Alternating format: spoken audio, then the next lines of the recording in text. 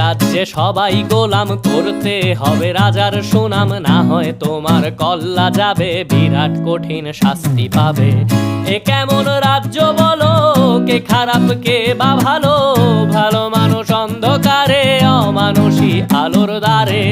এ কেমন হচ্ছে খেলা, চারিদিকে কষ্ট মেলা, কে কোথায় যাচ্ছি ভেসে, থামবো কোথায় অবশেষে। রাজার রাজ্যে সবাই গোলাম করতে হবে রাজার সুনাম, না হয় তোমার কল্লা যাবে, বিরাট কঠিন শাস্তি পাবে।